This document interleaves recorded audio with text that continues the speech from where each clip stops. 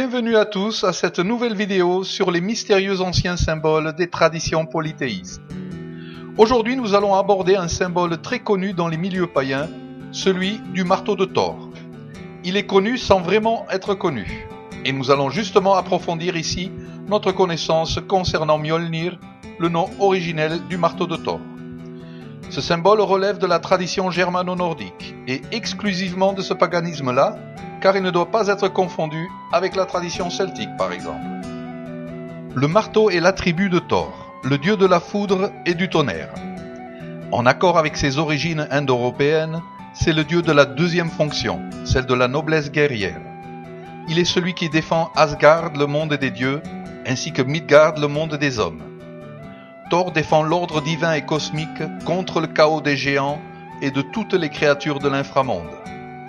C'est un dieu de l'action, de la guerre, un dieu qui tranche sans hésiter, car une seule chose l'inquiète, c'est de préserver l'ordre.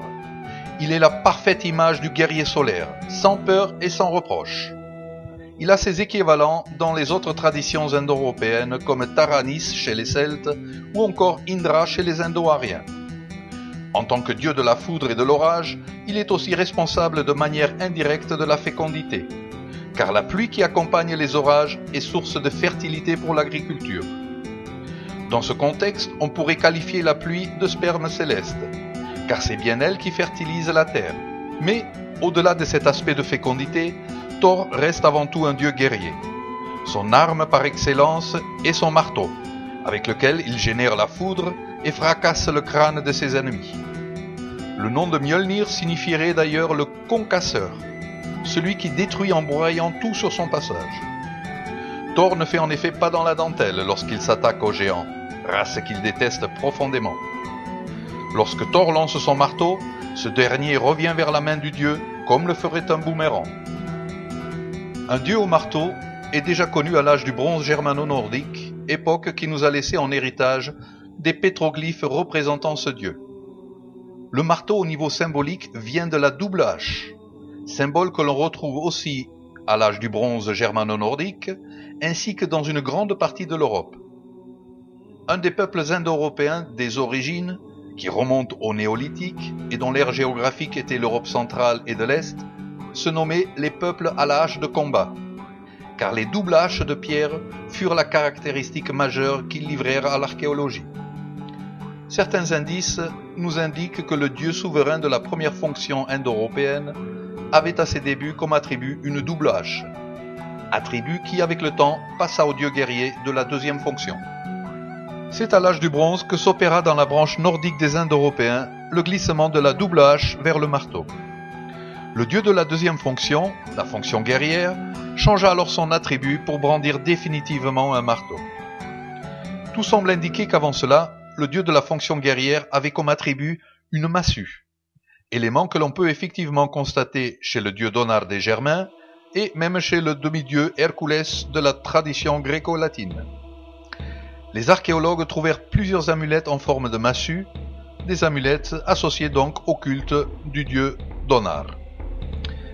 Avec l'âge des métaux, le forgeron et son marteau devinrent de véritables symboles de puissance, car ils possédaient avec leur art le pouvoir de créer des alliages qui permettaient de fabriquer des objets vitaux comme les armes et les outils. En tant que symbole, la double hache et le marteau sont très proches l'un de l'autre. Voyons donc ce qui se cache derrière ce symbole. Le marteau, avec son double aspect, indique une relation intime avec le symbolisme du chiffre 2, chiffre qui nous parle d'une relation bipolaire entre la vie et la mort, entre la création et la destruction, entre l'inspiration et l'expiration, et entre la lumière et l'obscurité. Tout ce qui s'oppose, mais qui en même temps est complémentaire. Il donne la vie aussi bien qu'il la retire. Il génère en même temps qu'il détruit. Et en effet, le marteau du forgeron détruit la forme brute d'un alliage pour le transformer en un objet fini, un objet nouveau relevant d'une véritable création magique. Lorsqu'on analyse le profil du dieu Thor, on constate en effet qu'il donne la vie en protégeant l'ordre divin. Et en détruisant ses ennemis, il donne la mort. Le marteau du dieu provoque la mort des races ennemies comme celle des géants. Il tue, il protège. Mais il donne aussi la vie en générant la pluie. Cet aspect de fécondation se retrouve dans le rituel païen du mariage viking, rite pendant lequel on posait sur les cuisses de l'épouse un marteau de Thor. Ce Mjolnir ainsi disposé sur les cuisses était censé apporter la magie fécondatrice à l'heureux élu, lui promettant de nombreux enfants afin de perpétuer le sang de son clan. À droite sur l'image se trouve une gravure rupestre de l'âge du bronze nordique, où l'on peut voir un dieu avec son marteau, ou une double hache, en train de consacrer un couple qui s'unit. Ce rite est donc très ancien. On peut véritablement dire que le marteau est source de vie et de mort, un symbolisme ambigu et complémentaire à la fois. Le graphisme du marteau est lui aussi intéressant pour mieux cerner tout le symbolisme lié à Mjolnir. De nombreuses amulettes vikings furent découvertes par les archéologues. Malgré des formes très variées, elles présentent presque toute une caractéristique graphique commune, celle d'une excroissance vers le bas, une pointe au bout du marteau. C'est un détail qui n'est pas dû au hasard, car il nous permet de faire le lien avec une rune germano-nordique, la troisième rune du Futhark, la rune qui porte le nom de Thurisaz. C'est celle que vous pouvez voir à gauche sur l'image. C'est une rune que l'on associe habituellement au dieu Thor, ce qui n'est pas faux, mais pas complètement vrai non plus. La rune Thurisaz, Thurs, de son nom nordique, est avant tout la rune des géants. Une rune négative, car elle exprime la force destructrice du chaos primitif, force liée aux diverses races de géants. C'est une rune que l'on retrouve dans les Eddas et sur certaines inscriptions runiques associées à des rites de malédiction. Cette puissance destructrice est celle que le dieu Thor retourne contre les géants du chaos en s'affrontant à ces derniers dans des luttes interminables. La rune Thurs n'est donc pas directement la rune de Thor, car elle est avant tout celle des géants, que Thor combat. Sur cette image, on peut voir l'évolution graphique qui a permis d'en arriver à l'amulette en forme de Mjolnir. Ce graphisme unit la rune Thurisa et la rune Issa, la rune de la glace et de la mort. Ces deux runes ensemble possèdent un puissant pouvoir magique de destruction, élément incontournable pour caractériser une bonne arme. L'énergie du Mjolnir runique vient du haut, symbolisant les forces uraniennes, puis cette énergie dans sa descente se diffuse sur les côtés, tout en se concentrant particulièrement sur la pointe extrême du marteau. Comme amulette portée au cou, il semblerait que le Mjolnir soit apparu tardivement, car ce fut en fait une réaction des Vikings par rapport à la pression chrétienne avec leur crucifix, porté comme signe distinctif d'appartenance à leur foi. Porter un Mjolnir fut ainsi une marque de fidélité à la tradition païenne des ancêtres, honneur et fidélité aux racines païennes et aux dieux de leur père, face à une christianisation du Nord qui, comme partout ailleurs, fut très violente et intransigeante. Face à l'obscurantisme chrétien, la réaction païenne fut également sévère, mais la force militaire des chrétiens finit par avoir raison des païens. Les pierres runiques de la fin de l'époque viking sont elles aussi révélatrices de cette ambiance conflictuelle entre chrétiens et païens. Les inscriptions runiques de la première période sont souvent des inscriptions à caractère magique, incluant par exemple des formules du style Alu. La fin de l'époque viking est caractérisée quant à elle par des pierres runiques principalement funéraires. Des signes païens distinctifs, comme des représentations des dieux ou de leurs attributs, font alors leur apparition. Sur cette pierre d'Altuna par exemple, pierre suédoise, on distingue clairement sur le côté le dieu Thor brandissant son marteau. Cette scène figure d'ailleurs un passage mythologique pendant lequel le dieu part à la pêche du monstre Jörmungandr, le serpent géant qui entoure la terre en se mordant la queue, thème qui n'est pas sans rappeler l'Ouroboros. Sur d'autres pierres runiques, comme celle de Obi-Egor, on trouve juste la tête du dieu gravée. Ici le dieu Thor accompagné de son marteau. L'ensemble a évidemment pour but de consacrer l'inscription par le pouvoir de Mjolnir. Bien que le graphisme d'une telle gravure donne la sensation d'une figuration un peu enfantine peut-être, il s'agit en fait d'un véritable procédé d'opération magique par lequel le dieu invoqué transmet la force de son attribut aux runes gravées. Sur d'autres pierres runiques historiques, comme celle de cette image, le dieu n'est représenté que par son attribut. La présence de son seul marteau suffit pour consacrer l'ensemble. Le Mjolnir se retrouve parfois gravé en position centrale, à l'instar des pierres christianisées où la croix tient toujours un rôle central. Ce genre de Mjolnir semble clairement être là pour marquer surtout la fidélité aux anciens dieux en opposition aux très nombreuses pierres christianisées. Ensuite se trouvent aussi des Mjolnir entourant une inscription, ce qui semble être nettement plus fidèle à l'esprit originel où le procédé magique devait invoquer avant tout la force du dieu pour qu'il consacre les runes. Ce genre de disposition du marteau est à mettre en parallèle avec les multiples inscriptions païennes d'époque viking, où l'on peut lire en runes Thor vigithesi runa, que Thor consacre ses runes. Rappelons au passage que consacrer, tout comme sacrifier, veut dire rendre sacré, c'est-à-dire insuffler l'énergie divine nécessaire pour que le tout soit en connexion avec le monde des dieux. Tel qu'on peut le voir sur cette illustration, les amulettes en forme de marteau de Thor furent nombreuses et variées. Les matériaux choisis n'étaient pas toujours le fruit du hasard, comme par exemple pour le Mjolnir en ambre, car nous savons par ailleurs que l'ambre dans les différentes traditions païennes possède une forte valeur symbolique comme conducteur des forces solaires. Ceci en opposition très certainement à l'argent, métal qui lui relie aux forces lunaires. Certains Mjolnir, comme celui de Odeshawk, présentent sur le haut du marteau de grands yeux écarquillés, qui seraient ceux du dieu Thor lorsque ce dernier entre dans sa fureur combative.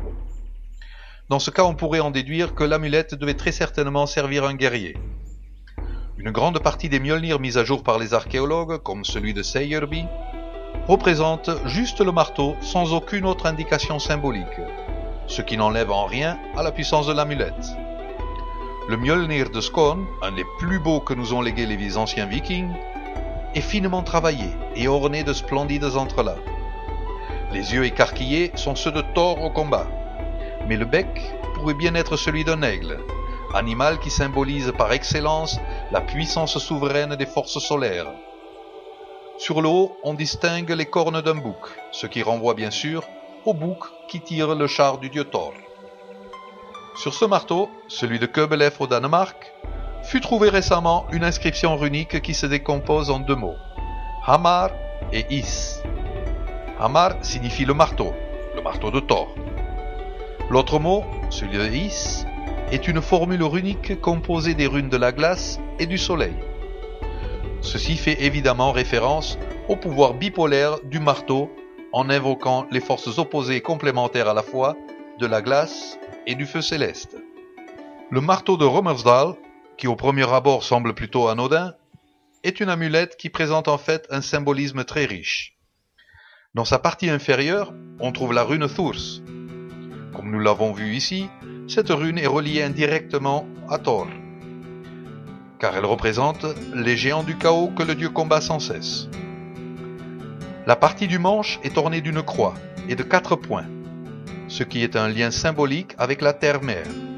Une croix dont le chiffre 4 figure les 4 points cardinaux de la Terre. Les points similaires à des cercles sont à mettre en lien avec les 4 saisons du cycle solaire, le tout représentant l'union du ciel père et de la terre-mère. Et enfin, les points qui décorent le Mjolnir donnent un total de 36. La somme horizontale, 3 plus 6, donne 9, chiffre symboliquement très important. Sur le bas se trouvent 8 points de chaque côté du point central qui décore la pointe du marteau. Le chiffre 8 est l'accomplissement d'un cycle solaire. Ce chiffre associé au point central donne 9, chiffre qui représente le début d'un nouveau cycle, chose qui a survécu dans nos langues avec le mot neuf, neuf qui veut dire nouveau. Neun, neu en allemand, new, nein en anglais, nueve, nuevo en espagnol, et ainsi de suite dans beaucoup de langues européennes. Un de ces pendentifs nordiques se distingue par sa beauté et son originalité. C'est l'amulette islandaise qu'on nomme la croix du loup. Elle a fait couler beaucoup d'encre, et les théories s'affrontent pour trouver une interprétation correcte. Selon certains, cette croix du loup serait un syncrétisme entre christianisme et paganisme, car la forme inférieure indiquerait une croix chrétienne, telle qu'on la connaît d'ailleurs du Moyen-Âge nordique, tandis que dans son centre se trouve un Mjolnir, et, le loup étant bien sûr une référence païenne à Fenrir et à la lutte contre les forces du chaos.